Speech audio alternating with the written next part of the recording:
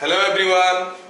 आज हम लोग एक बहुत ही इम्पोर्टेंट चैप्टर स्टार्ट करेंगे, दैट इज सेंटर ऑफ मास। ये हमें एक फाउंडेशन की तरह काम करेगा न्यूटन लॉज को समझने के लिए। तो चैप्टर का नाम हुआ सेंटर ऑफ मास। नाम तो सुना होगा, है कि नहीं? सेंटर ऑफ मास क्या है? ये चीज सेंटर ऑफ मास क्या है? कोई बॉडी का, हर एक बॉडी का अपना अपना मास है। We can assume as if the total mass is concentrated at a point. जो पॉइंट में टोटल मास को कंसंट्रेट होता हुआ हम अस्यूम कर सकते हैं, उस पॉइंट को हम सेंटर ऑफ मास कहेंगे। Similarly there is a similar term centre of volume. Centre of volume is the point where the total volume is assumed to be concentrated. There is similar term center of gravity where the effective weight of a body is acting. हम कहेंगे ये pen का wait हर जगह act कर रहा है, लेकिन किसी एक पॉइंट में इट अपीयर्स एज इफ किसी एक पॉइंट में ये एक्ट कर रहा है सारा का सारा वेट। इसको कहते हैं सेंटर ऑफ ग्रेविटी।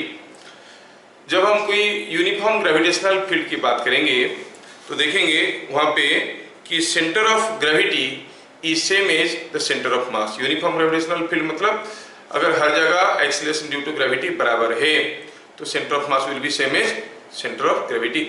ठीक है। अब हमारे लेवल पे जो न्यूमेरिकल्स करेंगे हम लोग, अक्सर हम सेंटर ऑफ ग्रेविटी निकालना जानते हैं, तो सेंटर ऑफ ग्रेविटी जहाँ पर है वहाँ पर सेंटर ऑफ मास से करके कर लेंगे, क्योंकि फिर we are living in our laboratory everywhere gravitational field is uniform. Remember, in a non-uniform gravitational field, center of mass and center of gravity are totally two different things, two different points. खैर, तो अब centre mass कहाँ है? हम कहेंगे जहाँ पर centre of gravity. Centre of gravity कहाँ है? तो कहेंगे centre of gravity of a body is a point where the total weight of the body is acting, और it is the point where the total mass of the body is acting. Suppose हम कहेंगे कि ये pen को मैं इसे पकड़ के रखा तो ये पेन अभी इक्विलिब्रियम में है। क्यों इक्विलिब्रियम में है? क्या उसके ऊपर फोर्सेस आ रहे हैं? एक आ रहा है नॉर्मल रिएक्शन, एक आ रहा है उसका वेट। दो फोर्स किसी बॉडी के ऊपर आ रहे हैं तो बॉडी इक्विलिब्रियम में है। क्या मतलब है? The forces must be equal and opposite. Not only that, they must have same line of action. कोई बॉडी के ऊपर अगर दो फोर्स आएंगी, कोई बॉडी के ऊपर अगर दो फोर्स आएंगी, कोई बॉडी है इसके ऊपर दो फोर्स आ रहे हैं, अगर एक फोर्स ऐसा होगा एक फोर्स ऐसा होगा तो ये रेस्ट में रहेगा। अगर ये कोई एक बॉडी है, एक फोर्स ऐसा आ रहा है, same force equal and opposite force 10 Newton वाला मान लो दोनों तरफ आ रहा है, क्या ये इक्विलिब्रियम में रहेगा? नहीं रहेगा। इक्विलिब्रियम में रहने के लिए कंडीशन क्या हुआ? The forces must act along same line, एक लाइन में उनको एक्ट करना जरूरी है, तभी जाके ये बॉडी इक्विलिब्रियम में रह सकता है। अब सोचो, ये बॉडी के ऊपर एक नॉर्मल रिएक्शन आ रहा है, इसका एक वेट आ रहा है, दो फोर्स इस बॉडी के ऊपर आ रहे हैं और ये बॉडी इक्विलिब्रियम में है। मतलब normal reaction and weight are acting along the same line. मतलब नॉर्मल रिएक्शन कहाँ पर एक्ट कर रहा है? जहां पर ये सपोर्टेड है, it is in this direction. इसका मतलब यहीं पे वेट एक्ट कर रहा है। The weight of this pen is acting exactly at this point, so here is the centre of gravity. ठीक है। तो ये चीजें आप लोग माइनर क्लासेस में भी पढ़ चुके हो, तो हम थोड़ा इसको जल्दी जल्दी करवाने के लिए कुछ चीजें बोल देंगे। तो हम कहेंगे कि centre of mass of a body is the point where the total mass of the body can be assumed to be concentrated. पहला स्टेटमेंट क्या हुआ? Point number 1, centre of mass of a body और system of masses, system of masses is the point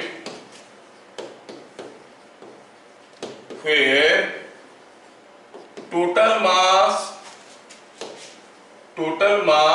of the body can be assumed to be concentrated। ठीक है। जिस point में हम assume कर सकते हैं कि सारा का सारा मास कंसंट्रेट कर गया। ठीक है।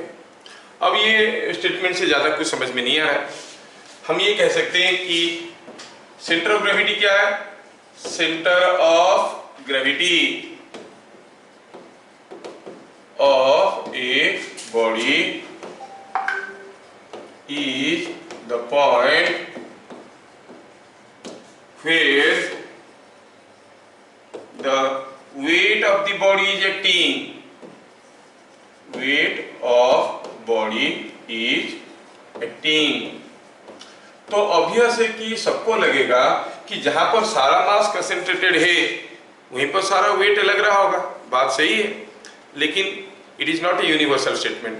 अगर हम कहेंगे पेन का सारा मास यहाँ पर कंसेंट्रेटेड है तो सारा वेट, इस पार्ट का वेट, इस पार्ट का वेट, इस पार्ट का वेट, सारे पार्ट का अगर वेट निकालेंगे कोई जरूरी नहीं कि उसी पॉइंट में रहेगा। कब रहेगा? If it is a uniform gravitational field. Suppose हम कहेंगे we are making use of a डंडा, जिस डंडे का हाइट कितना है, से इट इज 100 किलोमीटर। तो आप देखोगे कि जो सेंटर ऑफ मास है it will be at the centre of the mass, but centre of gravity is not here because the lower part will be having more weight. As you know, g ऊपर जाते जाते जी का value घट जाता है, जैसे जितना ऊपर जाओगे एक्सेलरेशन ड्यू टू ग्रेविटी उतना कम हो जाता है कि नहीं? तो आप देखोगे डंडे का ऊपर वाला पार्ट का वेट कम है, नीचे वाला पार्ट का वेट ज्यादा है। Centre of gravity will not be here, it will be towards the heavier part. Centre of mass and centre of gravity will be at two different points, that you must understand. तो ये misconception में मत रहना कि जहां पर centre of mass है वहीं पर सेंटर ऑफ ग्रेविटी है। ये सही है कब? Only in a uniform gravitational field. तो क्या लिखेंगे पॉइंट नंबर 3 में? In a uniform gravitational field, in a uniform gravitational field,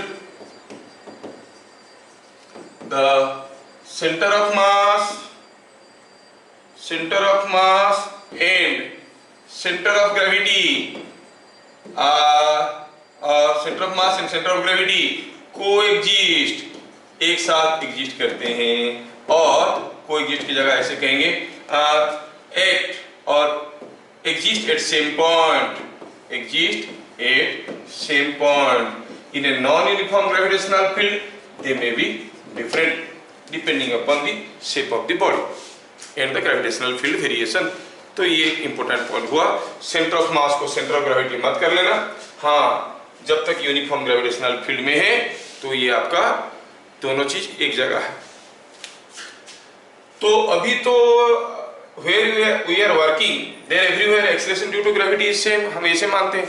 मेरा यहाँ पर मेरे से 10 मीटर आगे, मेरे से 100 मीटर पीछे, हर जगह acceleration due to gravity बराबर है। So where I am working in my working zone uniform gravitational field exist. तो हम कहेंगे जहाँ पे मैं काम कर रहा हूँ वहाँ पे सेंटर ऑफ मास और सेंटर ऑफ ग्रेविटी दोनों बराबर है। एक बार ये पता चल गया कि सेंटर ऑफ मास और सेंटर ऑफ ग्रेविटी सेम जगह में एग्जिस्ट करते हैं, ये हमारे लिए आसान हो जाता है पता करना कि सेंटर ऑफ मास किसी बॉडी का कैसा है जहां पर सेंटर ऑफ ग्रेविटी। सपोज हम कहेंगे, सपोज यहां पर कोई एक बॉडी है, अब इसका सेंटर ऑफ मास पता करना है, the centre of the entire mass. और सपोज ये बॉडी तो रेगुलर दिख रहा है, मैं इसको कुछ एक इर्रेगुलर शेप का बॉडी बनाता हूँ। Suppose this is what is a body. Now you have to find out where is the centre of mass. तो पहले आप सेंटर ऑफ ग्रेविटी पता करो, क्योंकि आप बात कर रहे हो यूनिफॉर्म ग्रेविटेशनल फील्ड का, जहां पर सेंटर ऑफ ग्रेविटी है वहीं पर सेंटर ऑफ मास होगा। तो कैसे पता करेंगे? अगर कोई एक बॉडी के ऊपर यहाँ पे वेट एक्ट कर रहा है तो इस बॉडी को अगर सिंगल सपोर्ट देके हम इक्विलिब्रियम में रखेंगे तो सपोर्ट हमें कहाँ पे देना पड़ेगा? यहीं पे देना पड़ेगा, because my normal reaction and the weight must act along the common line. तो हमें क्या करना है? ढूंढना है, इसके नीचे एक पॉइंट लेके ढूंढते रहना है कहां पर सपोर्ट देंगे कि ये बॉडी इक्विलिब्रियम में आ जाएगा। सपोज पता दी यहाँ पर हम लोग अपना एक फोर्स लगाया और पता चला कि यहाँ पर फोर्स लगाने से ये बॉडी इक्विलिब्रियम में रह जाता है, मतलब centre of gravity must be somewhere here, है कि नहीं? सेंटर ऑफ ग्रेविटी यहीं पे होगा, तो वेट यहाँ पे एक्ट कर रहा होगा, मेरा नॉर्मल रिएक्शन ऐसे एक्ट कर रहा है, तो ये पॉइंट में आ गया। ये पेन का सेंटर ऑफ ग्रेविटी कहाँ है ढूंढना है, तो ऐसे ऐसे करके सपोर्ट देते जाओ, you will find a point where the body can be single supported. जहां पर सिंगल सपोर्टेड हो गया वहीं पे सेंटर ऑफ ग्रेविटी है, वहीं पे सेंटर ऑफ मास है। तो क्या कहेंगे? सेंटर ऑफ मास लोकेट कैसे करेंगे? How to locate the centre of mass? तो पहले तो हम लोग देख ली कि पहले तो हम लोग देख लिए कि जो हमारा सेंटर ऑफ मास और सेंटर ऑफ ग्रेविटी बराबर है। पॉइंट नंबर 4 में हम देखेंगे लोकेशन ऑफ सेंटर ऑफ मास। ठीक है, पहला हुआ it is the point where the body can be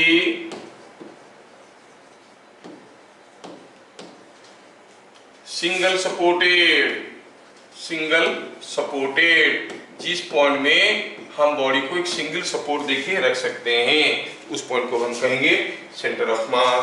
जैसे मैं उस पॉइंट में कहेंगे ये सेंटर ऑफ मास है। जैसे अभी थोड़ी देर पहले मैं आपको बताया, suppose I want to give you an example here. ठीक है, देखो यहाँ पे कोई एक बॉडी रखा है और इसका सिंगल सपोर्ट से हम इसको रखें। दैट मीन्स ये बॉडी अगर इस पॉइंट में सपोर्ट देने से रह गया है, मतलब यहीं पे है सेंटर ऑफ मास, इसीलिए यहाँ पर एक सिंगल सपोर्ट दिया गया है, तो ये बॉडी अभी इक्विलिब्रियम में है। क्या मेरी बात समझ में आ रहा है? यस, तो ये बॉडी अभी यहाँ पे इक्विलिब्रियम में है। तो पहले क्या देखें, it is the point where the body can be single supported.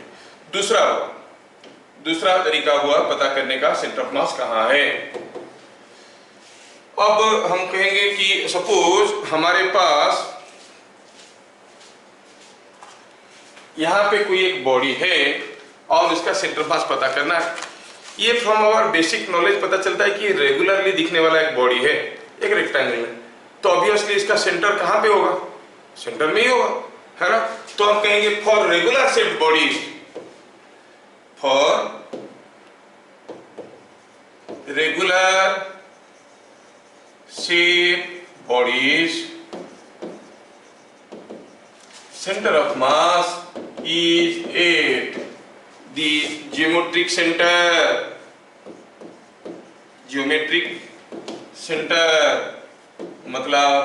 मतलब हुआ ये कि अगर मैं यहाँ पे सपोज मैं एक स्क्वायर रेक्टेंगल बनाऊंगा, है ना। अगर मैं यहाँ पे एक रेक्टेंगल बनाता हूँ तो रेक्टेंगल का सेंटर मास कहाँ पर होगा? Eight the centre of this. कहाँ पे? Just eight the intersection of the diagonals. Suppose मैं एक सर्किल बनाता हूँ, तो अगर सर्किल बनाता हूँ इसका सेंटर मास कहाँ पे होगा? Eight the centre of this, है ना। अगर मुझे एक ट्रायंगल निकालना है, ट्रायंगल दिया है और उसका मुझे सेंटर मास पता करना है, ट्रायंगुलर प्लेट है, तो you know at the intersection of the medians, ये पॉइंट को जोड़ो तो you are getting a point, that is the centre of mass. Geometrically ऐसा कोई रेगुलर शेप बॉडी का हम सेंटर ऑफ मास निकाल सकते हैं। लेकिन अगर कोई बॉडी इर्रेगुलर शेप का है, suppose I talk about A irregular shape body, for a irregular shape body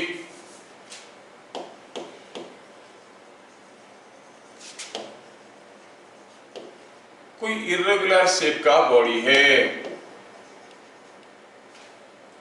the center of mass is at the point of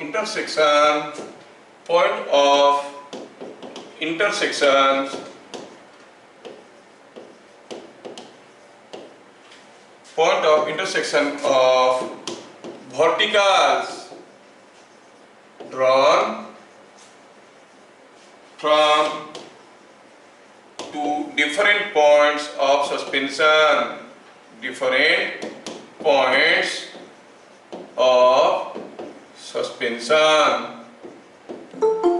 ठीक है, थोड़ा इस स्टेटमेंट को समझने की कोशिश करो। डिफरेंट पॉइंट्स ऑफ सस्पेंशन, क्या मतलब है इसका? From two different point of suspension अगर हम निकालें, जैसे मान लो कि ये कोई एक बॉडी है, इसका सेंटर ऑफ मास कहाँ है? आपको मालूम है सेंटर में होगा, eight the intersection of the diagonals, geometrically you can find out. आप क्या करोगे, कोई एक बॉडी को सपोज हम कहेंगे कि हमारे पास ये कोई एक बॉडी दे देते हैं। Suppose I take a body like this is what is a plate. अगर इरेगुलर होगा तो, रेगुलर है तो आसानी से निकाल देंगे, अगर इरेगुलर शेप का है तो इसको आप किसी एक पॉइंट से झुला दो। Suppose I suspend this body from this point. अब ये बॉडी इक्विलिब्रियम में है, ध्यान से देखो, ये बॉडी इक्विलिब्रियम में है, तो क्यों इक्विलिब्रियम में है? Because there are two forces acting on it, one is the weight, other is the tension in the thread. दो फोर्स है, टेंशन इन द थ्रेड अगर ऐसा हुआ on this body, then weight must be acting somewhere, weight must be acting somewhere along this line, है कि नहीं? क्योंकि the two forces has to be equal and opposite. तो पता चल गया कि सेंटर ऑफ मास इसी लाइन पे कहीं ना कहीं है। ठीक है, अब मैं क्या करता हूं, मैं इस बॉडी को एक दूसरा पोजीशन से झुलाना चाहता हूं। Let me hang it from some other point. ये हो गया एक बॉडी जिसको हम दूसरे पॉइंट से झुलाना चाहते हैं। तो देखो कैसा हो रहा है, ये बॉडी को अभी मैं एक दूसरा पॉइंट से झुलाना चाहता हूं। इस पॉइंट में झुला दिया और एक वर्टिकल लाइन ड्रॉ कर दिया।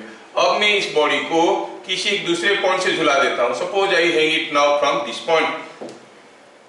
अब ये पॉइंट से झुला देते हैं इसको, ये पॉइंट से अगर झुला देते हैं तो हम कहेंगे कि यहाँ पर जस्ट ए मिनट, अगर इस पॉइंट से झुला देते हैं तो अब ये इक्विलिब्रियम में क्यों है? फिर से आप कहोगे कि इसके ऊपर टेंशन है और एक वेट है, टेंशन है और वेट है, तो पक्का they must be acting along the same line, है कि नहीं? They must be acting along the same line, मतलब weight must be acting on this line. पहले पता चल गया weight is acting on this line where the weight acts at the centre of gravity, weight acts at the centre of gravity. इस line पे कहीं ना कहीं सेंटर ऑफ ग्रेविटी है, और यहाँ पे क्या देख रहे हैं, इस लाइन पे भी कहीं ना कहीं सेंटर ऑफ ग्रेविटी है। सोचो तो, अब इस लाइन पे भी सेंटर ऑफ ग्रेविटी है, इस लाइन पे भी सेंटर ऑफ ग्रेविटी है, then where is the centre of gravity? It must be here. So that is what is written here, for an irregular shape body the centre of mass is at the point of intersection of verticals drawn from two different points of suspension. अलग अलग point से अगर हम vertical draw करेंगे, वो vertical line जहां पर एक दूसरे को इंटरसेक्ट करेंगे, हम कहेंगे कि सेंटर ऑफ ग्रेविटी वहीं पर है, और यूनिफॉर्म ग्रेविटेशनल फील्ड के कारण सेंटर ऑफ ग्रेविटी जहां पर है, सेंटर ऑफ मास भी वहीं पे है। क्या मेरी बात समझ में आया? अब यहाँ पर थोड़ा सोचने वाली चीज है जो आप लोगों का स्कूल एग्जाम में आता है, और इतना तो सुनने में आ रहा है कि अगर क्लास 11th में भी बोर्ड एग्जाम होगा। आप लोगों को मालूम होगा, नोटिस तो आ चुका है हमारे कॉलेज में भी कि क्लास 11 में भी बोर्ड एग्जाम होगा। Those who are not taking it seriously will be in serious trouble, क्योंकि अगर क्लास 12 के समय में बोर्ड एग्जाम हो गया तो इसी मार्क की बेसिस में वो पार करेंगे। अगर कोरोना हो गया, बोर्ड एग्जाम नहीं हुआ 12 में, तो सारे कुछ इसी के जिम्मे पे आ जाएगा। अगर आपको जेई देना है तो जेई वाले भी तो परसेंटेज रख लेंगे। आपका सिलेबस ऐसे ही रिड्यूस था, लेकिन जेई में सिलेबस रिड्यूस नहीं है, वो देखेंगे कि आप 11th में इतना परसेंटेज रखे हो, then only you are allowed. फिर गए, फंस गए हर चीज से, इसलिए बी सीरियस। हाँ, तो मैं ये बोल रहा था कि कोई बॉडी का सेंटर ऑफ मास हम कैसे निकालेंगे, दो तरीका देख लिए। एक तो हुआ उसके नीचे ढूंढते जाएंगे एक पॉइंट जहां पर इसको सिंगल सपोर्ट देने से ये इक्विलिब्रियम में रहेगा, है ना। दूसरा हुआ उसको अलग अलग पॉइंट से झुलाएंगे, किसी एक पॉइंट से झुला देंगे। सपोज हम कहेंगे कि ये कोई बॉडी है, इसको इस पॉइंट से झुला दिए, then we draw a perpendicular line और a vertical line passing through the point of suspension. तो सेंटर मास यहाँ पे कहीं है, किसी दूसरे पॉइंट से झुला दिए, फिर से ड्रॉ कर दिए, दोनों वर्टिकल जहां पे इंटरसेक्ट करेगा वहीं पे होगा सेंटर ऑफ मास। ये हमें समझ में आ गया है। We have understood this part of this thing. अब इतना समझने के बाद बताओ, क्या ये जरूरी है कि किसी बॉडी का सेंटर ऑफ मास उस बॉडी के अंदर होगा? सोचते हैं सपोज हमारे पास, चलो सोचते हैं, चलो सपोज हमारे पास ऐसा कोई एक सेमी सर्कुलर वायर है, ऐसा कोई एक सेमी सर्कुलर वायर है, और हमें पूछा गया कि सेंटर ऑफ मास कहाँ है। तो ठीक है, आप इसको किसी इस पॉइंट से झुला दो, ये पॉइंट से झुला दोगे तो यू विल फाइंड कि your vertical line drawn through the point of suspension is something like this, है कि नहीं। अगर इस पॉइंट से झुला देंगे, इस पॉइंट से झुला देंगे तो ये फिगर तो कुछ ऐसा हो जाएगा। और ऑलरेडी ये लाइन आप ड्रॉ कर चुके हो। कौन सा लाइन? ये लाइन आप ड्रॉ करके रखे हो। अब दूसरा लाइन जब ड्रॉ करोगे इस पॉइंट से झुलाने के कारण, वो लाइन कैसे होगा? That line will be like this.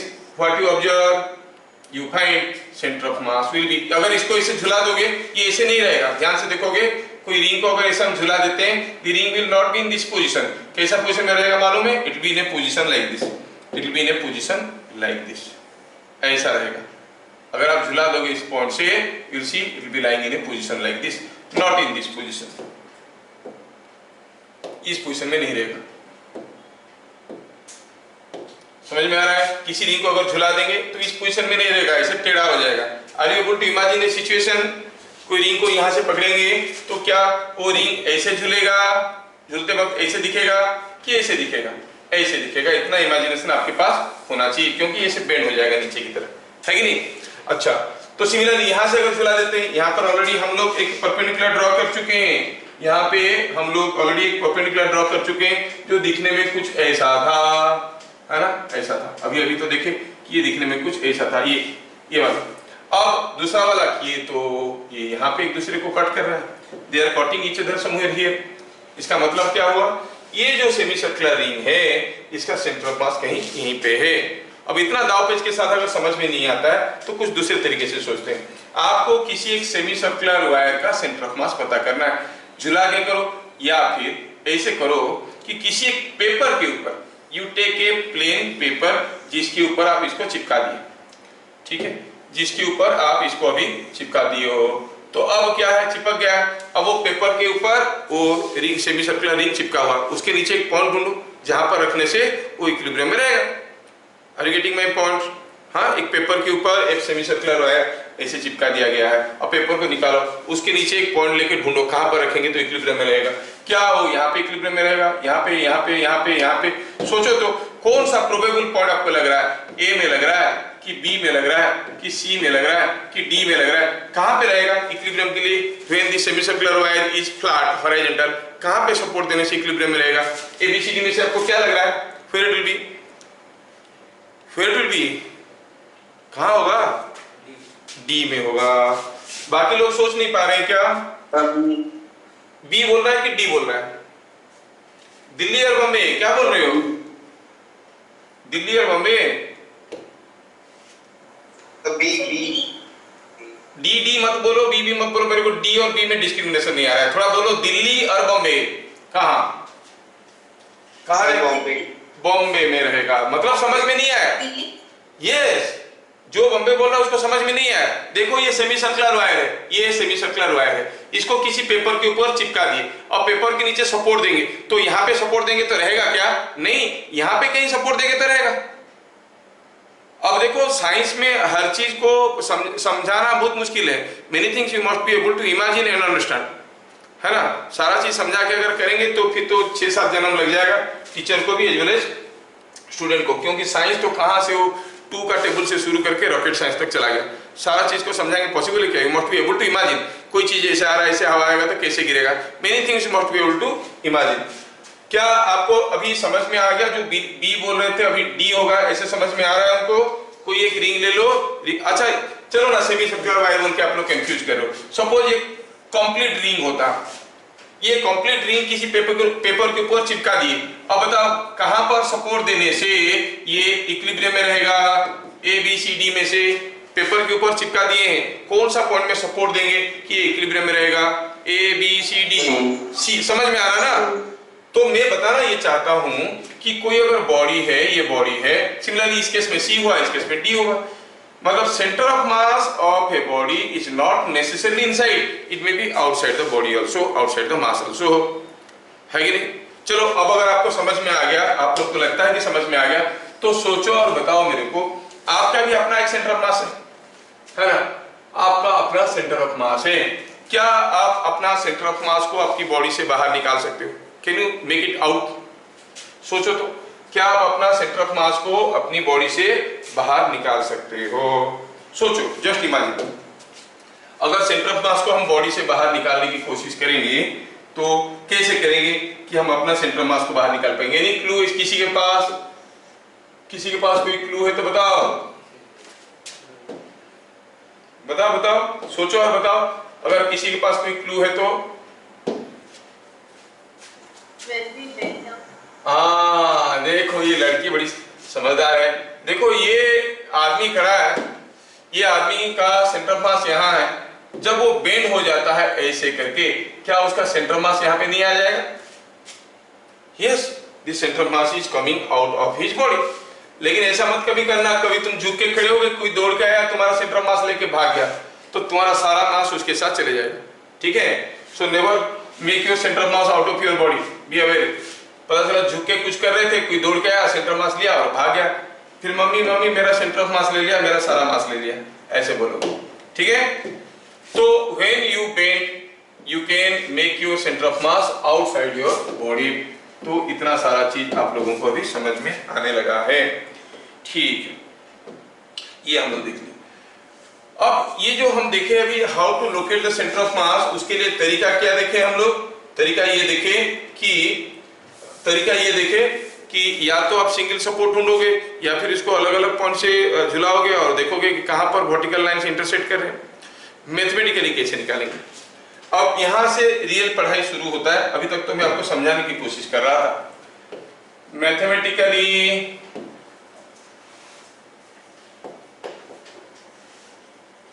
The distance of center of mass of a body from any axis is given by x is equal to summation of mi xi by summation of mi। Sir ये क्या बताते हैं, क्या है बताते हैं? Summation of centre of mass, summation of m i x i, summation of m i x i by summation of m i. क्या कहता है? Let me explain it. Suppose यहाँ पे कोई एक बॉडी रखा है जिसका सेंटर ऑफ मास आपको पता करना है मैथमेटिकली। कोई फिगर दिया गया है, सेंटर ऑफ मास पता करो। अब सेंटर ऑफ मास ये पॉइंट, कोई पॉइंट के बारे में पता करो, मतलब उसका कोऑर्डिनेट पता करो। कोऑर्डिनेट पता करो का मतलब हुआ if we can find out the distance of that point from x axis and y axis we can get the coordinate. ये मान लो आपका एक्स एक्सिस है, ये वाई एक्सिस है, यहाँ पे कोई एक पॉइंट है। तो ये जो डिस्टेंस हुआ अगर हम इसको x1 कहेंगे, ये जो डिस्टेंस हुआ इसको अगर y1 कहेंगे, तो इस पॉइंट का कोऑर्डिनेट होता है x1 y1, है कि नहीं? Coordinate is x1 y1। So x1 क्या हुआ? x1 is distance of this point from y axis, y1 is distance of this point from x axis। ये जानकारी आपके पास है, नहीं है तो एक्स्ट्रा चार्ज लगेगा। Only physics. सी हियर, ये y एक्सिस है, ये x एक्सिस है। अब हमें पता करना है कि सेंटर ऑफ मास का कोऑर्डिनेट क्या है। मैथमेटिकली कैसे निकालते हैं? मैथमेटिकली निकालने के लिए पहले आप इसको नंबर ऑफ सेगमेंट्स में डिवाइड करो। You break it into number of segments. कितना बड़ा बड़ा, कितना ठो, वो आपके ऊपर डिपेंड करता है आप कितना बड़ा बड़ा करना चाहते हो। लेकिन ऐसा सेगमेंट बनाओ कि हर सेगमेंट का सेंटर ऑफ मास आपको मालूम होगा। सर सेंटर ऑफ मास कैसे मालूम होगा? अगर सेंटर मास निकालने के लिए करें तो मालूम कैसे होगा? अरे हमें तो रेगुलर शेप बॉडी के लिए मालूम है ना, रेक्टेंगल के लिए मालूम है, सर्कल के लिए मालूम है। So you can take a number of squares, a number of rectangles, number of circles, so you know the centre of mass. ऐसा टुकड़ा टुकड़ा करो कि आप हर टुकड़े का सेंटर ऑफ मास जानते हो।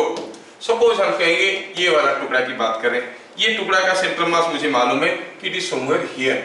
चलो ये छोटा वाला टुकड़ा का मास है m1, ये वाला टुकड़ा का मास है m2, सपोज ये वाला टुकड़ा का मास है m3। तो ये जो हर एक पॉइंट है, हर एक मास जो हम डेजिग्नेट कर रहे हैं m1 m2 m3, सपोज उनका सेंटर ऑफ मास मुझे मालूम है। Then you find out the distance of center of mass of each of these points from y axis. So this is the x coordinate of center of mass of m1, this is the x coordinate of center of mass of m2, this is the x coordinate of center of mass of m3. So if I know the distance of center of mass of each segment from this y axis, I can designate them as x1, x2, x3। तो क्या कहता है? The distance of center of mass is given by m1 x1 plus m2 x2 plus सारे मास के लिए इसे निकालो divided by summation of mi, मतलब m1 plus m2 plus m3 ऐसे करके निकालना है। तो क्या समझ में आया? समझ में ये आया कि हम जितना कम सेगमेंट करेंगे हमारा उतना अच्छा और आसान कैलकुलेशन होगा। इसको अगर 100 टुकड़ा कर देंगे तो इतना 100 पाउंड वाला लंबा लाइन लिखना पड़ेगा। 3 टुकड़ा में काम चला देंगे तो और जल्दी हो जाएगा। So it is depending upon you कि इस बॉडी को आप कितना टुकड़ा कर रहे हो, प्रैक्टिकली आपको समझ में आ जाएगा। लेकिन पहले यहाँ पे लिख देते हैं कि व्हाट इज एक्साई। ये चीज बुक में फॉर्मूला मिल जाएगा, लेकिन जो मैं बोल रहा हूँ वो नहीं मिलेगा, एंड दैट क्रिएट्स मिसकंसेप्शन।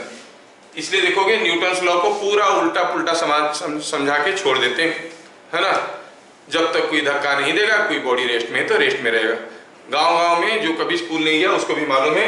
हम लोग कहते हैं कि हम लोग साइंस पढ़ रहे हैं इसलिए जानते हैं, क्या कोई बॉडी रखा है, धक्का नहीं देंगे तो नहीं चलेगा, ठीक है ना। वो बेवकूफी का अंत नहीं है। You see online classes also what they are saying.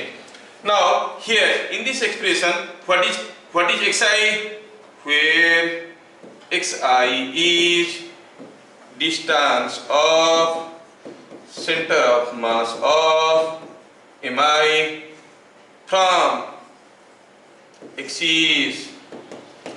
तो इसमें से क्या मिल जाएगा हमें, x coordinate of centre of mass. Similarly सारे का डिस्टेंस y एक्सिस से निकालेंगे तो we can get y coordinate of centre of mass, है ना। y coordinate of centre of mass and x coordinate of centre of mass हम निकाल सकते हैं। अगर आपको ये चीज समझ में आ गया तो पक्का आपको ये भी समझ में आ गया होगा कि अगर मुझे पूछा जाएगा what is y coordinate of centre of mass तो मैं क्या करूं। अगर y coordinate of centre of मास निकालना है तो मुझे ऐसा ही कुछ फॉर्मूला लिखना पड़ेगा, जहां पे मैं क्या लिखूंगा, अगर मैं लिखना चाहता हूं YCM, that means y coordinate of centre of mass. कैसे लिखूंगा, YCM कैसे लिखूंगा, summation of mi yi whole divided by summation of mi, ठीक है। अगर ये एक बड़ा सा मास है जिसका सेंटर ऑफ मास मुझे मालूम नहीं है, पहले इसको हम ऐसे ऐसे टुकड़ा करेंगे कि हर टुकड़ा का सेंटर ऑफ मास मुझे मालूम है, फिर हर टुकड़ा का सेंटर ऑफ मास का डिस्टेंस यहां से निकाल लेंगे और ये सेंटर ऑफ मास का फॉर्मूला यूज करके हम सेंटर ऑफ मास लोकेट कर सकते हैं। I am giving U a simple example, तो आपका आइडिया बहुत क्लियर हो जाएगा, क्योंकि एग्जांपल से जल्दी समझ में आता है। सपोज हम कहेंगे कि ये कोई एक कोऑर्डिनेट एक्सिस है, ये एक्स एक्सिस है, ये वाई एक्सिस है, यहाँ पे कोई एक मास रखा है। कितना मास रखा है, सपोज हम कहेंगे कि 2 kg का मास रखा है, और ये 2 kg का मास कहाँ पे रखा है, suppose it is at the point 2, 6, ठीक है। यहाँ पे कोई एक दूसरा मास रखा है, कितना मास रखा है, 3 kg, कहाँ पे रखा है, से इट इज समवेयर 8, से इट इज 8,1 और 8,1, ठीक है, 8,1 इस पॉइंट पे रखा है। Not only that, here is another mass somewhere here, say this mass is 4 kg and it is located at something -2,2। पूछा है ये 3 मास वाला सिस्टम का सेंटर ऑफ मास कहाँ है, मतलब किसी एक ग्राफ पेपर के ऊपर अगर ये तीनों मास को इस कोऑर्डिनेट पे हम चिपका देंगे तो कहां पर उसको सपोर्ट देंगे तो ये इक्विलिब्रियम में रहेगा। We want to find out the location of centre of mass.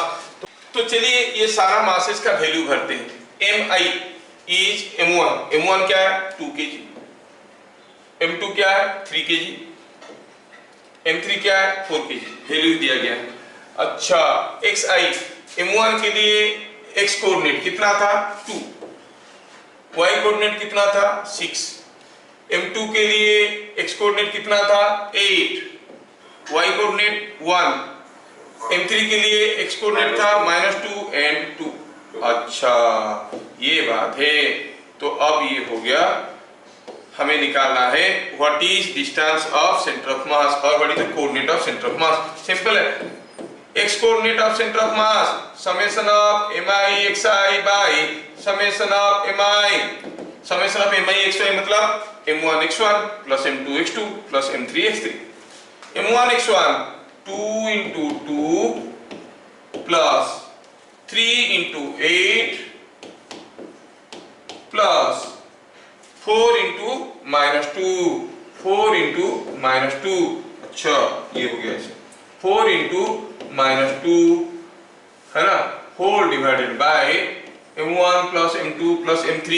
Masses को जोड़ दो, 2 प्लस 3 प्लस 4 इज 9। कितना आंसर आया देखिए तो, 4 plus 24 is 28 minus 8 is 20. It is 20 by 9, that is 2.22. X coordinate is 2.22. What about y coordinate of center of mass? क्या आप लोग निकाल सकते हो मेरे से पहले? देखते हैं कौन पहले निकालता है। Summation of mi yi, summation of mi yy by summation of mi.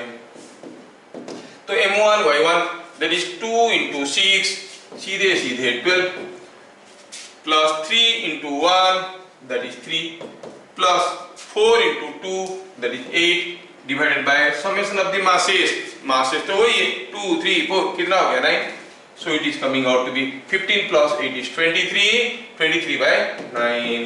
तो हमें कोऑर्डिनेट मिल गया, एक 20 by 9 एक 23 by 9. इसका मतलब इसका centre of mass 20 by 9 23 by 9 दोनों पॉजिटिव आ रहा है और ये रफली 2.22 और ये 2 पॉइंट कितना आ रहा है, इट इज कमिंग 2.55. ये 2.55 2.22 मतलब आप देखोगे x coordinate is 2.22 y coordinate is 2.55. You find the center of mass will be found somewhere here. मतलब ये कोऑर्डिनेट्स में अगर हम इस पॉइंट को, ये सारा मासेस को चिपका देते हैं किसी ग्राफ पेपर पे और यहाँ पर सिंगल सपोर्ट देंगे तो ये हवा में लटका हुआ मिलेगा. समझ में आया क्या? This is the point where the total mass of the system is assumed to be concentrated, as if the entire weight of the system is acting somewhere here. क्या सबको समझ में आया? सेंटर मास कैसे निकालते हैं समझ में आया क्या? तो अगर आप लोग मुझे समझ में आ गया ये छोटा सा क्वेश्चन का आंसर फटाफट बताओ. ये है कोई बॉडी, क्योंकि मुझे ये चाहिए न्यूटन्स लॉ में. यहाँ पे कोई एक मास रखा है, यहाँ पे कोई एक मास रखा है. चलो ये मास कितना है, ये 2 kg का है और ये पॉइंट कहाँ है बताओ. सपोज ये पॉइंट है से समथिंग इज 2 and 10 और ये पॉइंट कितना है से ये भी है 3 kg का. कहाँ पे रखा है, इट इज समवेयर 8 से इट इज 8,2.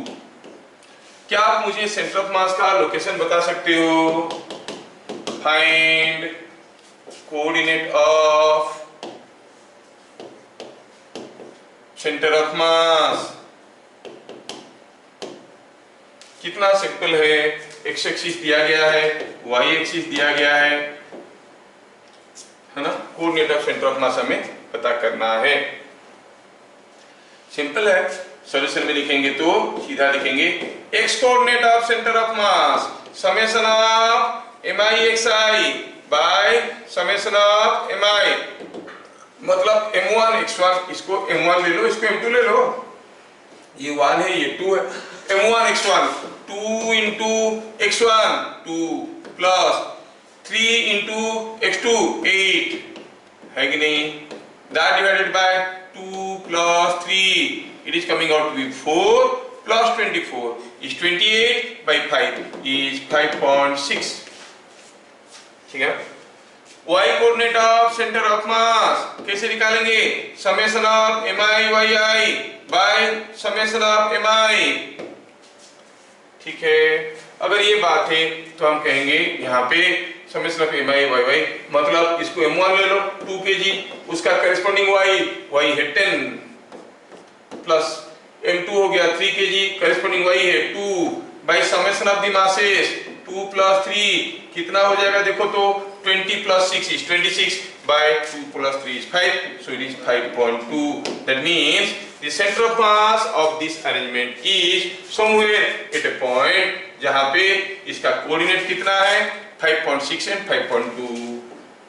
5.6, 5.2. क्या मैं सबको ठीक ठाक समझा पा रहा हूँ?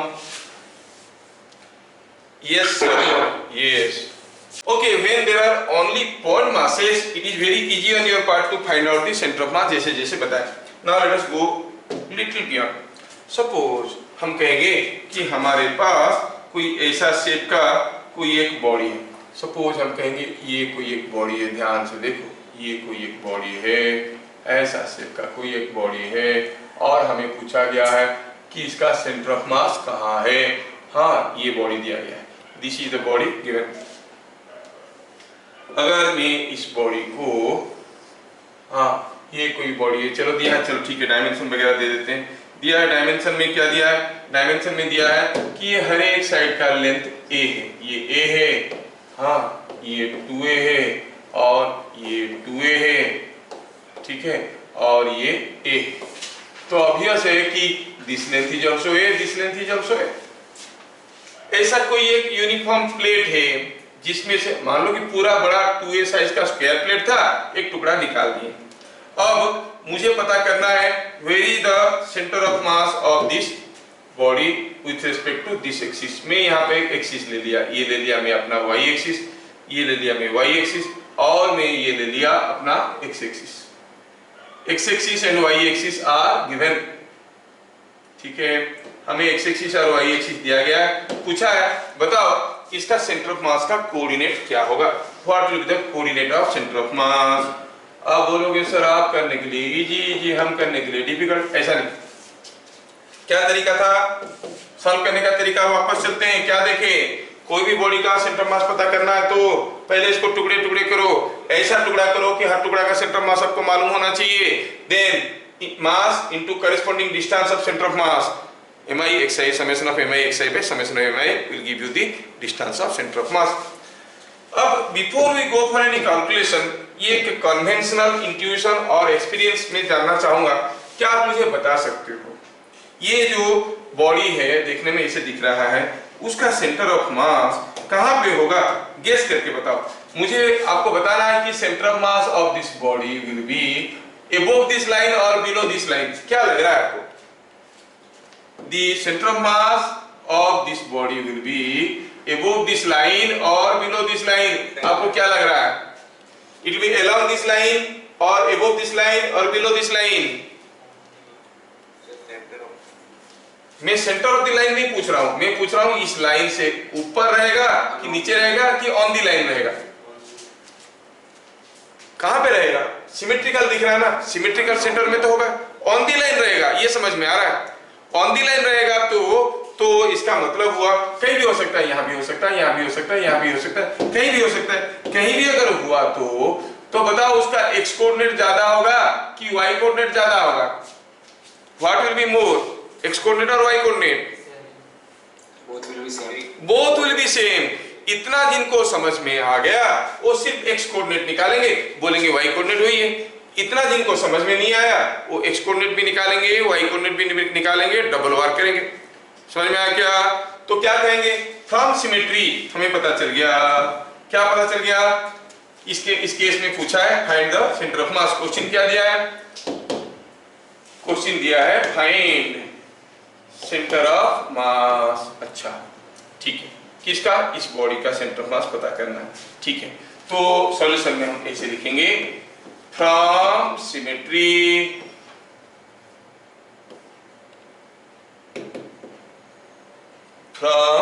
symmetry it is understood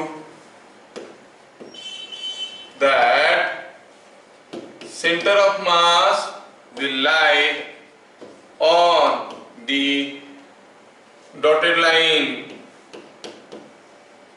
हाँ सर ये समझ में आया, तो ठीक है, कहाँ सेंटर मास मालूम नहीं है, क्या करना है, पहले ये जो इरेगुलर शेप का बॉडी है उसको टुकड़ा टुकड़ा करना है। अगर ये पूरा का पूरा स्क्वायर होता तो सेंटर मास निकालना कोई मुश्किल नहीं था।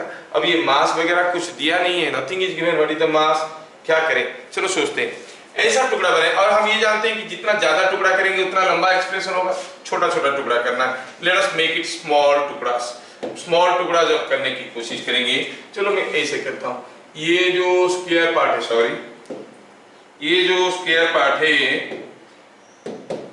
ये जो स्क्वायर पार्ट है इसको एक टुकड़ा बना देते हैं। हाँ इसका मालूम है, बाकी ये रेक्टेंगल है इसका भी मालूम है, यस, ऐसे हम दो टुकड़ा किए तो मेरा काम बन जाएगा। चलो हम इसको कहेंगे m1 और इसको कहेंगे, ये मास को कहेंगे m2। अच्छा ये जो स्क्वायर है उसका सेंटर मास कहाँ होगा, यहाँ पे होगा, और ये जो रेक्टेंगल है इसका सेंटर मास ये भी इसका सेंटर में होगा। हाँ सर ये भी समझ में आ गया, हमें m1 और m2 का सेंटर मास कहाँ होगा मालूम चल गया है, और ओवरऑल सेंटर मास निकालना है। ना हमें m1 मालूम है ना हमें m2 मालूम है, मासेस मालूम नहीं है। अच्छा तो let us go like this, let m1 is equal to m, कितना है मालूम नहीं है।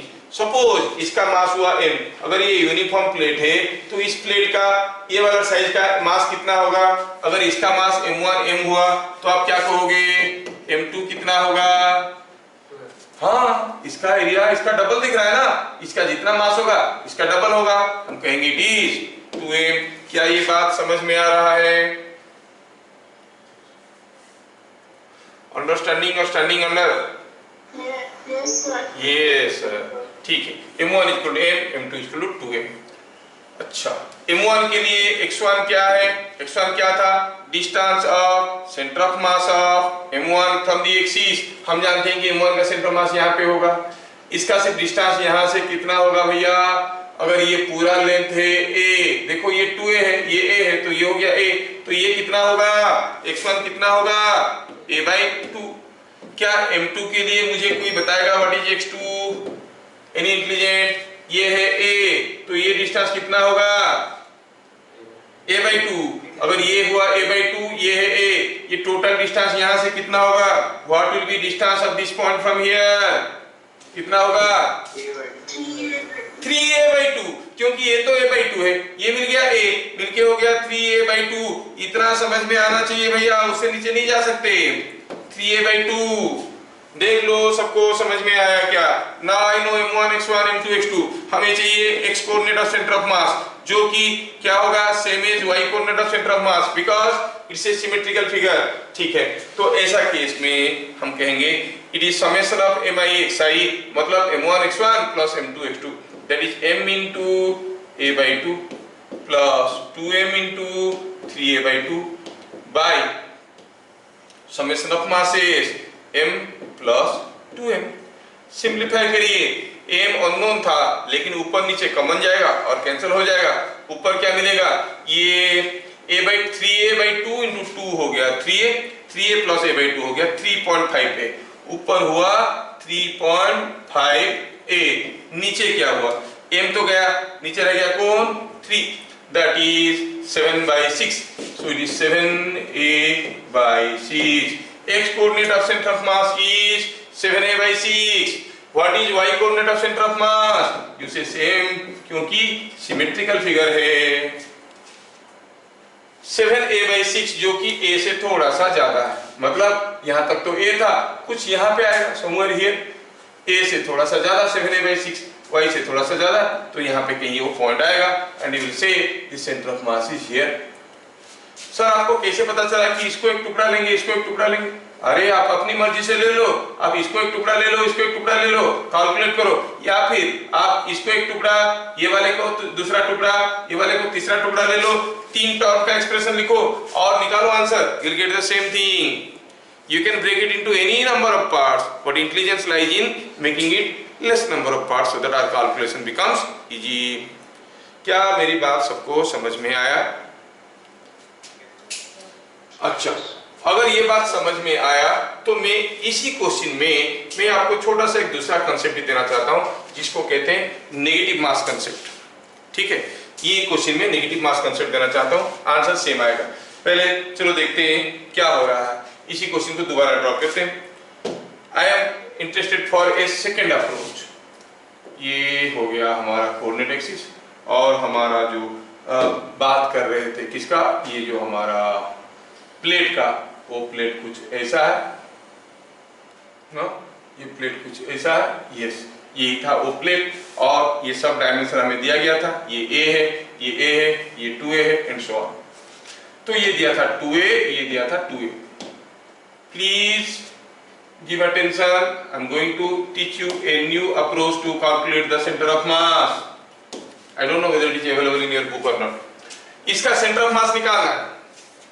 पहले क्या किए, हम इसको दो टुकड़ा किए थे, एक पूरा सा सेंटर ऑफ मास, पूरा का सेंटर मास, सॉरी ये छोटा वाला टुकड़ा का सेंटर मास, बड़ा वाला सेंटर मास। अभी मैं क्या कहना चाहता हूँ, I can consider this entire mass as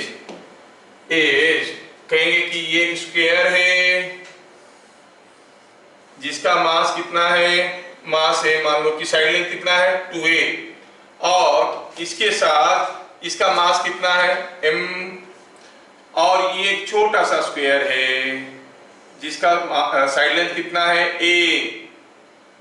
are you getting?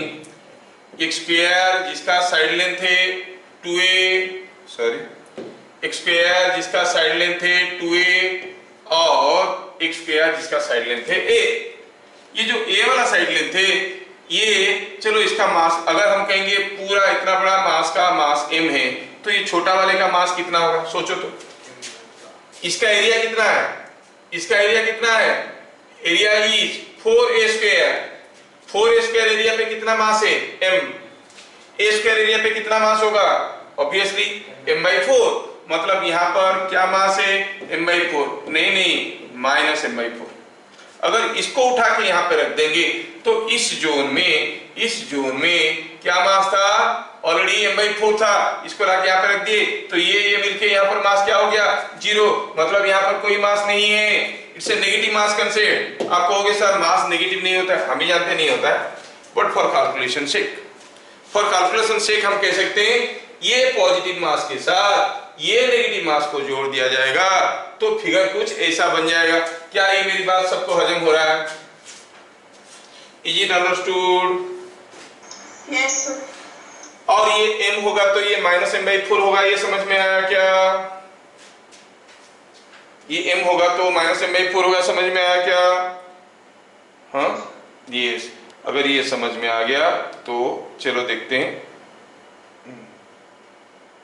ठीक है, तो अब ये सारा चीज को मैं क्या करता हूं, ऐसे इमेजिन करता हूं, ये पूरा चीज को इमेजिन करता हूं ऐसे कि यहाँ पे सेम फिगर को समझने की कोशिश करो। यहाँ पे एक पूरा स्क्वायर है 2a साइड लेंथ का और एक टुकड़ा जो निकाल लिया गया है उसका मास कितना है माइनस m/4, ये माइनस m/4 वाला है और पूरे का मास कितना है m/4। क्या ऐसे मैं समझ सकता हूं, कंसीडर कर सकता हूं, एक पूरा है बड़ा वाला प्लेट पूरा कोई कट नहीं और एक छोटा वाला नेगेटिव मास वाला इसके ऊपर रख दिया।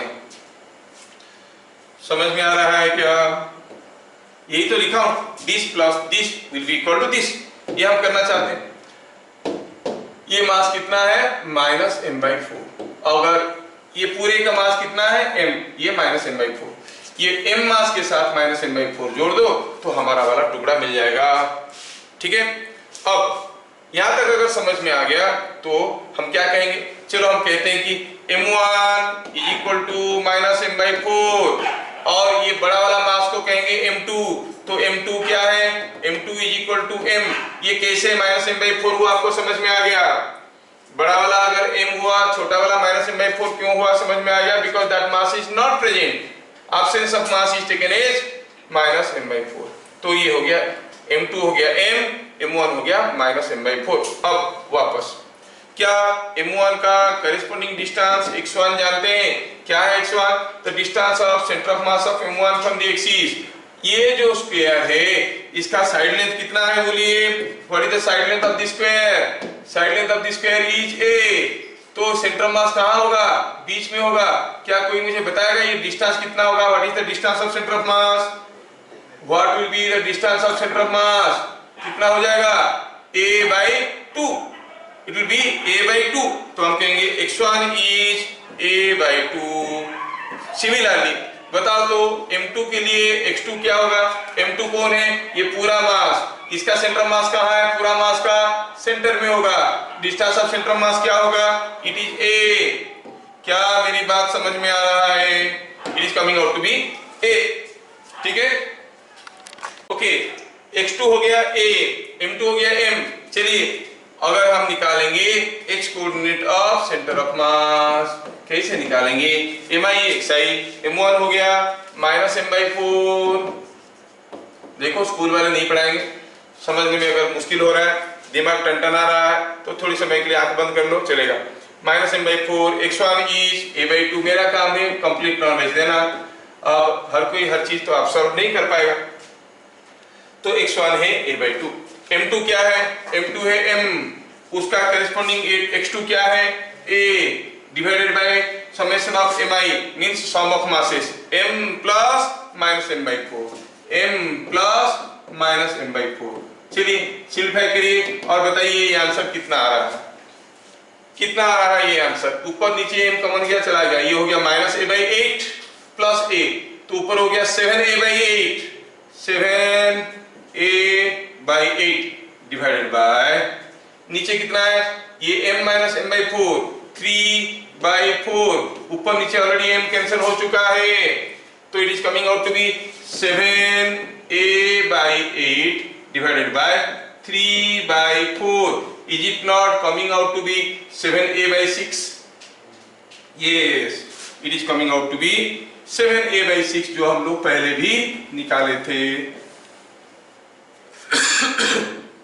हम लोग इसको पहले भी दूसरा मेथड में निकाले थे, so it is coming out to be 7a/6। देखो तो पहले क्या निकाले थे, हाँ वही तो निकला था। So I told you 2 different method. मे भी आपको ये वाला मेथड आसान लग रहा होगा, लेकिन दूसरा वाला मेथड तो जब काम में आएगा, जहां पर ये मेथड की जरूरत पड़ेगा वहां पर कोई दूसरा मेथड काम नहीं करेगा, तो तब आपको समझ में आएगा कि इसका इंपोर्टेंस क्या है। फिलहाल तो इंपोर्टेंस में नहीं आएगा। तो ये था हमारा सेकेंड मेथड। चलिए अब मैं आपके लिए कुछ क्वेश्चन देता हूं जिसको हम इस मेथड से करना चाहेंगे। सपोजिंग हमारे पास एक सर्किल है, ये सर्कुलर डिस्क है। अब इस सर्कुलर डिस्क के अंदर एक छोटा सा सर्किल भी है यहाँ पे। Here is a small circle. ठीक है, थोड़ा ध्यान से देखो, एक छोटा सर्किल है। क्या दिया है, डाटा दिया है कि ये जो सर्किल है इसका सेंटर यहाँ पे है और रेडियस कितना है, रेडियस दिया है r। ये जो छोटा सर्किल है, रेडियस दिया है 2r। छोटा सर्किल है, इसका रेडियस दिया है r/2। छोटा सर्किल का रेडियस r/2 है। क्या हुआ, ये एक बड़ा सा, और थोड़ा सा वैल्यूज बदल देते हैं for your interest, it will be easy for you to calculate. ठीक है, ये इसको भी भगाते हैं। सपोज हम कहेंगे इसका रेडियस है 4r, चलो ठीक है, और इसका रेडियस कितना है, इसका रेडियस है r। ठीक है, तो ये फिगर को थोड़ा और छोटा कर देते हैं, शायद आपके लिए और आसान होगा समझना। ये देखो सिमेट्रिकली एक ही लाइन पे दोनों है। अब पूछा गया है, क्या पूछा गया है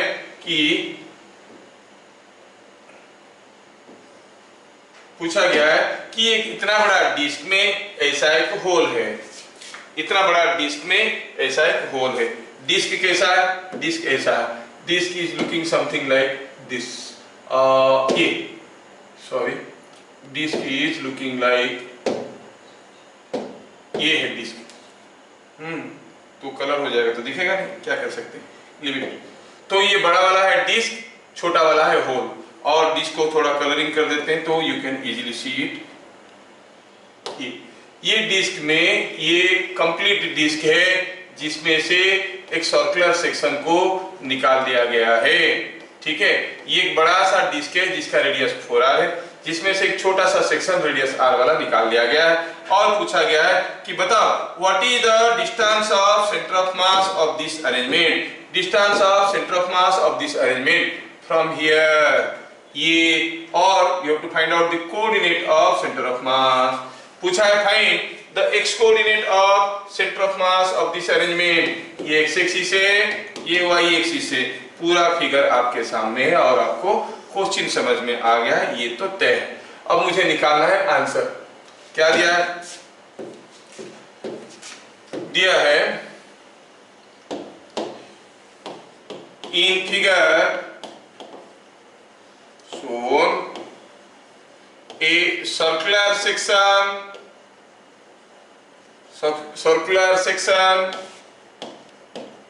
of radius r is removed from a big circular plate of radius 4r.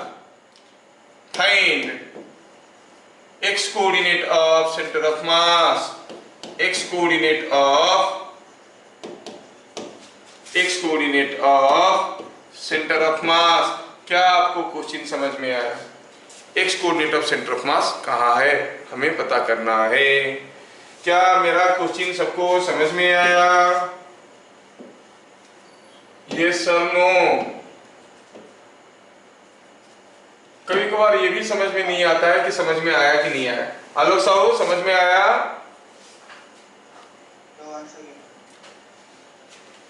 Question में दिया है कि यहाँ पर कोई एक डिस्क है जिसका रेडियस है 4r। उस डिस्क में से एक छोटा सा सर्कुलर सेक्शन को हम बाहर निकाल दिए हैं। फिगर थोड़ा बड़ा कर दे क्या? अगर figure is not coming clear, let me make it bit larger so that you can easily see it. Yes, तो हमें ये फिगर का थोड़ा इसको बड़ा कर देते हैं। सी है, ये वाला है फिगर आपका।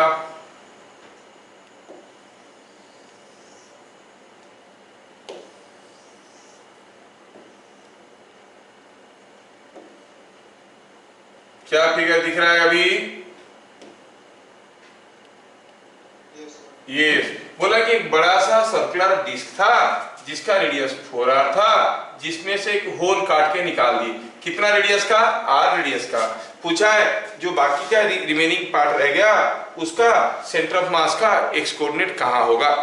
Where will be the x coordinate of the remaining part of the disc? ये हमें पूछा गया है। क्या क्वेश्चन सबको समझ में आया? तो चलिए अब निकालने की कोशिश करते हैं।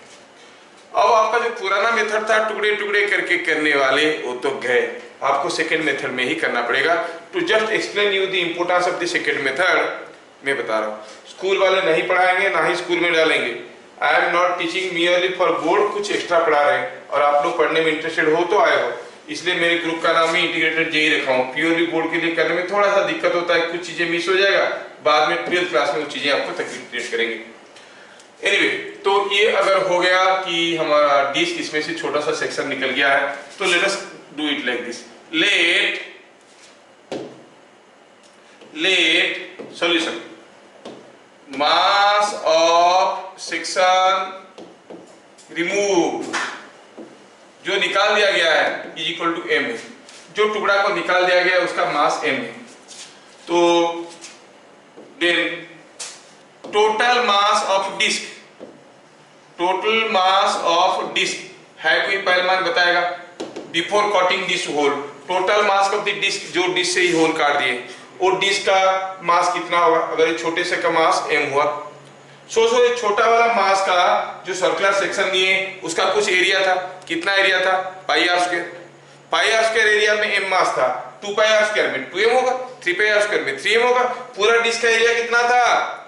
पाई इंटू 4r का स्क्वायर, 16 पाई आर स्क्वायर। समझ में आ रहा है क्या? पूरा डिस्क का मास कितना था, एरिया कितना था? पाई इंटू 4r का स्क्वायर, मतलब 16 पाई आर स्क्वायर। तो पाई आर स्क्वायर का अगर मास m हुआ तो इसका मास होगा 16m। क्या ये बात सबको समझ में आ गया? बात सबको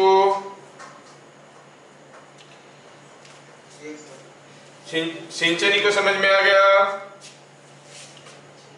हाँ सर। यस, बड़ी समझदार लड़की है, बढ़िया। तो अब देखो, अब हम कहेंगे कि ये जो disc with a hole can be considered as a complete disc plus a mass minus m kept here, है ना? तो हम कहेंगे let m1 is equal to minus m, जो मास नहीं है उसको माइनस m लिख देंगे, m2 is equal to 16m। क्या आप x1 बता सकते हो? माइनस m का माइनस m कौन है? यहाँ पर रखा है माइनस m मास, पूरा डिस्क प्लस माइनस m रख दिए, तो यहाँ का माइनस m अगला माइनस m को प्लस m को खा गया, तो यहाँ पर होल बन गया, है कि नहीं?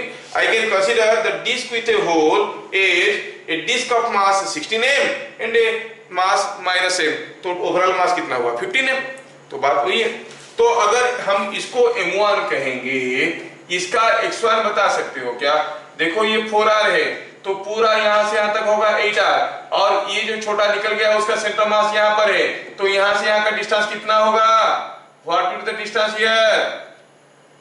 ये 4r, इधर को 4r, तो यहाँ से यहाँ तक का डिस्टेंस हुआ 8r, और हमें मालूम है कि छोटे वाले होल का सेंटर ऑफ मास यहाँ पर है, तो सेंटर ऑफ मास का डिस्टेंस यहाँ से कितना होगा? 7r। तो अगर m1 माइनस m है, x1 होगा 7r, और m2 16m है, इसका सेंटर ऑफ मास का डिस्टेंस m2 कौन है? कंप्लीट डिस्क का सेंटर मास कहाँ है? यहाँ है, तो इसका डिस्टेंस यहाँ से कितना है? हाँ सर 4r। ये भी समझ में आया? वाह, समझ में आ गया। तो और क्या रखा है? Now things become easy. थोड़ा इसको सजा देते हैं ताकि हम अभी कैलकुलेट करेंगे। Where is the centre of mass we want to know now.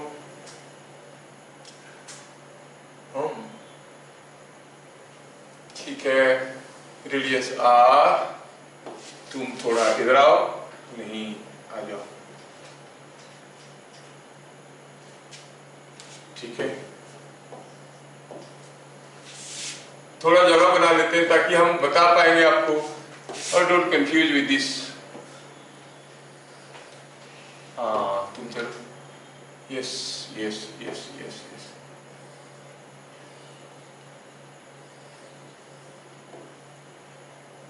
Yes,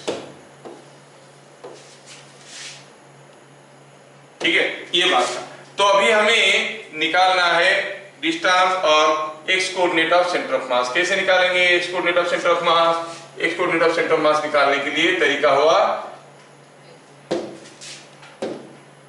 XCM is equal to summation of mi xi by summation of mi। m1 कितना है भैया? Minus m। x1 is 7r plus m2 कितना है? 16m। x2 कितना है? 4r, multiply कर दिए, divided by m1 plus m2 कितना होगा?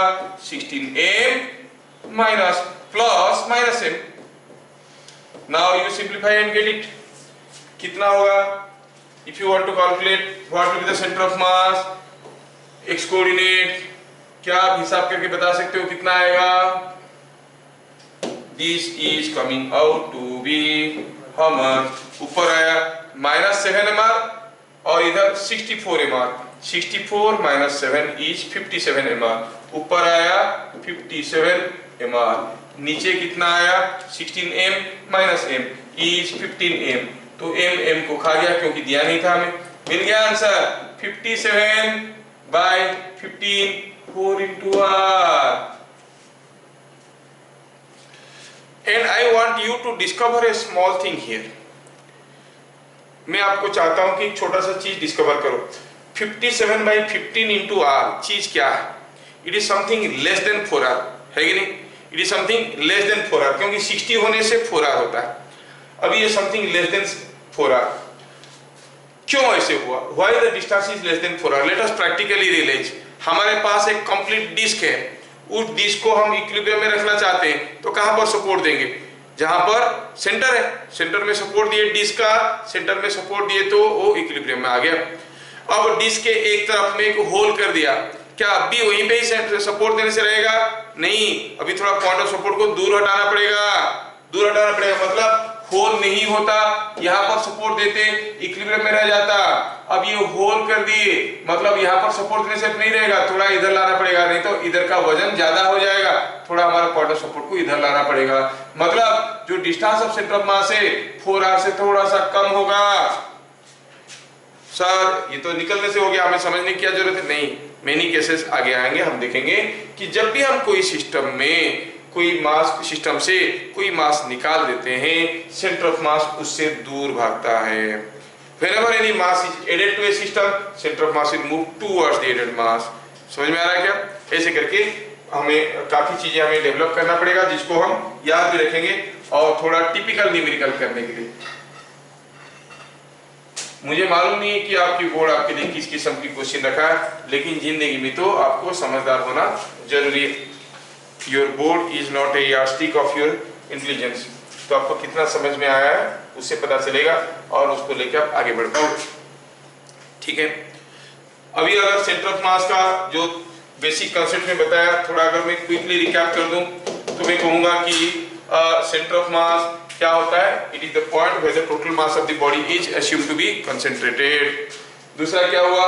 It is the point centre of gravity और सेंटर ऑफ मास कब बराबर होते हैं? In a uniform gravitational field. In a non uniform gravitational field centre of mass and centre of gravity are two different points. ठीक है ना? तीसरा हुआ कहां पर सेंटर ऑफ ग्रेविटी को सेंटर मास को लोकेट कर सकते हैं? It is the point where the total mass is assumed to be concentrated. It is the point where the body can be single supported, or it is the point where the verticals drawn from two different points of suspension intersect each other. Third was mathematically how you find center of mass of a system. You break the mass into number of small segments. और ऐसा टुकड़ा करो कि हर टुकड़ा का आपको centre of मास मालूम हो जाए। M1 का सेंटर मास ये है, M2 का ये है, M3 का ये है। गोल गोल घुमाना जरूरी नहीं है, you can take rectangles, you can take squares. ऐसा शेप में काटो कि हर टुकड़ा का सेंटर ऑफ मास आपको मालूम होगा। Then the distance of centre of mass from this axis is given by summation of mi xi by summation of mi, that is m1 x1 plus m2 x2 in all this divided by this। आपका class 11th का exam में centre of मास निकालने के लिए नहीं आएगा। अक्सर school वाले नहीं डालते हैं और ये चीजें पढ़ाते भी नहीं है, लेकिन मुझे आगे का रोटेशनल डायनामिक्स और न्यूटन्स लॉ को समझाने के लिए इसका सहारा चाहिए। नहीं तो हम लोग भी वैसे ही पढ़ेंगे जैसे बाकी 99.99 लोग पढ़ रहे हैं और पढ़ा रहे हैं। हम वैसे नहीं पढ़ना चाहते हैं, न्यूटन्स लॉ को कुछ अलग तरीके से पढ़ना चाहते हैं। इसीलिए मुझे ये कंसेप्ट में एक एक्स्ट्रा क्लास लिया।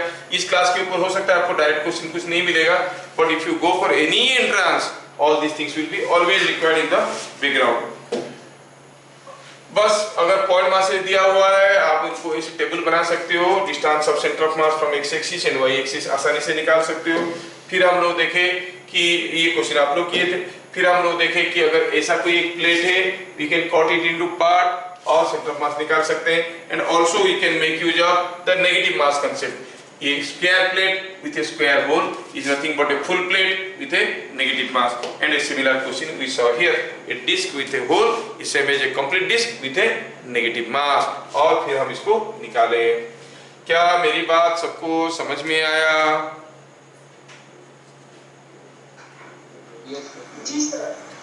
ठीक है, मैं आपको इसका वीडियो भी भेज दूंगा तो आप लोग देखोगे, उसको दोबारा देखो। अगर जिनको कंफ्यूजन हुआ है थोड़ा देख लो, इसमें से जीस्ट निकाल दो। कोई स्कूल वाले आपको ये क्वेश्चन नहीं पूछेंगे, कोई स्कूल वाले नहीं पूछेंगे। अगर आपको लगता है कि स्कूल ही मेरा सब कुछ है ना, तो आपको बहुत ज़्यादा इसमें इंटरेस्ट नहीं दिखाना चाहिए। लेकिन मुझे ये सब चाहिए, क्या मालूम कभी चल के आप कोई मेरे को डाउट पूछ लोगे और बताने के लिए मुझे इस फंडामेंटल की जरूरत पड़ेगा। तो इसीलिए मैं पहले से तैयार रहता हूँ और मुझे मालूम है इस किस्म के डाउट्स कहाँ आएंगे। ऐसा जो हम लोग फॉर्मूला देखे ना, summation of mi xi by summation of mi, इसमें xi क्या था, और सिमिलर एक फॉर्मूला आएगा मोमेंट ऑफ इनर्शिया में summation of mi xi square, उसमें xi क्या है। दोनों xi अलग अलग है, बच्चे जो है दोनों को बराबर ले लेते हैं तो वो गड़बड़ हो जाता है। ठीक है, वी शैल सी। इसमें xi क्या था, centre of mass of each segment. उसमें xi क्या था, centre of mass of each point mass. किसमें, जब मोमेंट ऑफ इनर्शिया पढ़ेंगे तो दोनों अलग अलग चीज है। तो इसलिए अप्रोच में गड़बड़ ना हो जाए, इसलिए मैं इसको आपको करवा दिया। ठीक है, फिर मिलेंगे अगले क्लास। तब तक के लिए जय हिंद।